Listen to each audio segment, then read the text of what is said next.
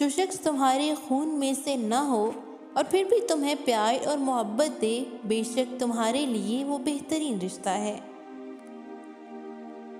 لوگوں سے یاد نہ کرنے کا شکوہ نہ کرنا، کیونکہ جو شخص اپنے رب کو بھول سکتا ہے جو کہ ہمارا حقیقی خالق ہے، وہ تمہیں بھی بھول سکتا ہے۔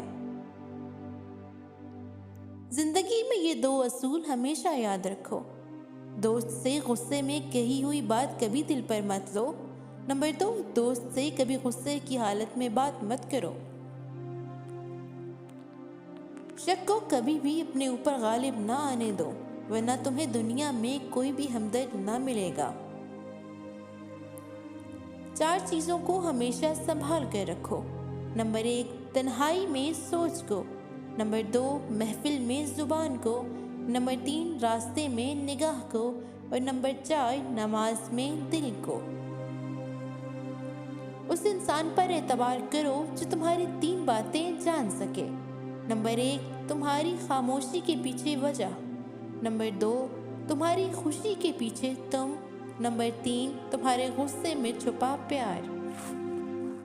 جب تم دنیا سے تھک جاؤ تو اللہ تعالیٰ کی بارگاہ میں سجدہ ریز ہو جایا کرو، کیونکہ دنیا والے تھوڑی سی غلطی پر چھوڑ جاتے ہیں اور اللہ تھوڑی سی عبادت پر تھام لیتا ہے۔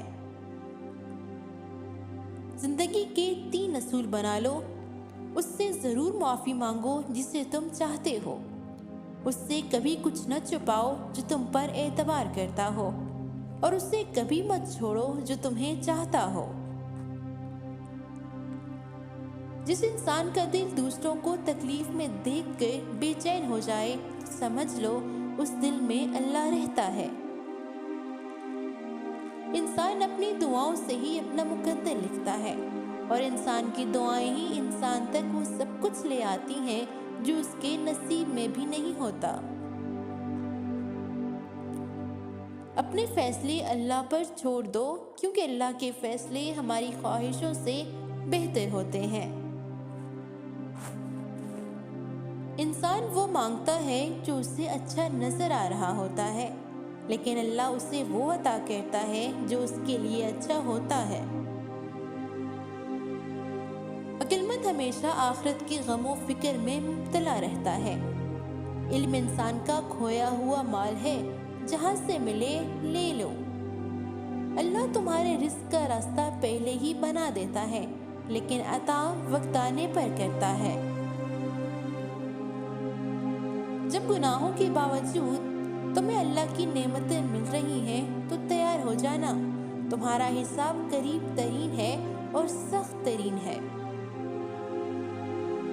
نبی کریم صلی اللہ علیہ وآلہ وسلم کا ارشاد گرامی ہے، جو آدمی گھر میں داخل ہوتے وقت 3 باتوں کا اہتمام کرے گا، رزق اس کے دروازے توڑ کر آئے گا۔ گھر میں داخل ہوتے ہی السلام علیکم ورحمۃ اللہ کہے، خواہ سامنے کوئی موجود ہو یا نہ ہو۔ اس کے بعد 1 مرتبہ سورہ اخلاص پڑھے، پھر مجھ پر 1 مرتبہ درود بھیجے، صلی اللہ علی حبیبہ محمد وعلی آلہ وصحبہ وسلم۔